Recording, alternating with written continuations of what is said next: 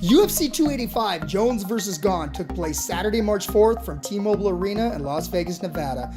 A heavyweight king will be crowned when former UFC light heavyweight champion Jon Jones finally returns to the octagon to face #1 ranked UFC heavyweight Cyril Gane for the vacant heavyweight title. Let's talk Gane vs. Jones. The #1 ranked UFC heavyweight and former interim UFC heavyweight champion Cyril Gane, 11-1, fighting out of Paris, France, and is determined to become the undisputed heavyweight champion with a dominant performance over one of the greatest fighters the sport has ever seen in Jones. Gane is one of the most impressive strikers we have ever seen in the heavyweight division. He possesses excellent footwork and movement, along with his impressive combinations, utilizing his kicks, knees, and punches, but he will need all of them tonight against one of the best to ever do it. But on the other side of the octagon, you have the former two-time UFC light heavyweight champion, Jon "Bones" Jones, who some consider the greatest fighter of all time. 26-1, fighting at Albuquerque, New Mexico, and returns to the octagon after 3 years with plans to win the vacant heavyweight championship and begin his reign over the new weight class. Jones has been dominant for years, using his long frame and all of his weapons to the fullest. He's completely dismantled all of his opponents he has faced. Nobody's been able to solve the riddle of his brilliant but unorthodox style, and I can't wait. Tonight's betting odds have Gane coming in at a +145 underdog, and Jones comes in at a small 140 favorite. And here's how it went down. I have to say, it's absolutely crazy seeing Bones back in the ring, and especially at heavyweight. But the fight started, and the first kick Gane through hit Jones in the nards, but he shook it off quickly. Thank God the fight's going to continue. But Jones came out immediately with kicks and punches moving forward, pressuring Gane and forcing him to move backwards early in round 1. Jones slips a punch of Gane and took Gane's back standing up and quickly drags him to the ground.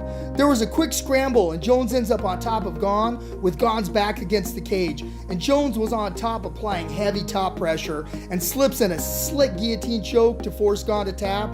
Jon Jones defeats Cyril Gane by guillotine choke to become the new UFC heavyweight champion. Alright, here's my final thoughts.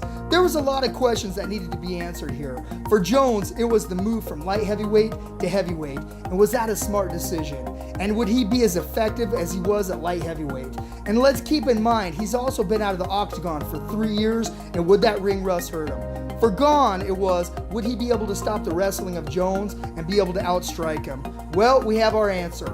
Although it was a small sample size, Jones looked fast and fought a very smart fight, showing off his impressive fight IQ. Bones came out and applied pressure immediately, moving forward, putting Gane on his heels early, not allowing him to set his feet and show off those incredible striking skills. And when Jones had his opportunity, he used his impressive head movement and moved right into showing off his wrestling skills and his slick grappling game, and showed the world why he is the new heavyweight champion and the greatest of all times. Alright, here's some quick stats on Jones. He is now 27-1, and that one loss he has is absolutely ridiculous for the foul he had with Matt Hamill years ago. He is now the new UFC heavyweight champion.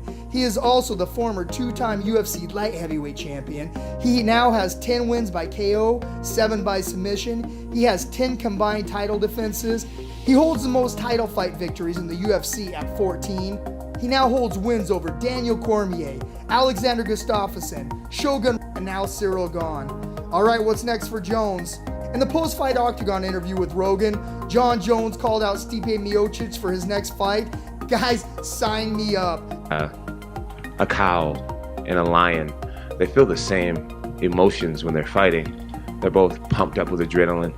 He said the only difference is the lion actually wants to be there. And it was a perfect thing to say to me in a moment, because I was nervous. And he reminded me, bro, it's normal. And do you want to be here? And at that moment I was like, oh yeah, I want to be here. And I want more. And I just went out there with a very offensive mindset, and we got it done. I'm not sure if I answered your question or not. I'm just talking. Let me know in the comments what you thought about Bones' performance tonight and who you think he should fight next. Just want to give a big shout out to all of our loyal fans. Always appreciate the support. Don't forget to smash that like button. This is Jake Hatton with MMA Weekly's The Lowdown Breakdown. See you next time.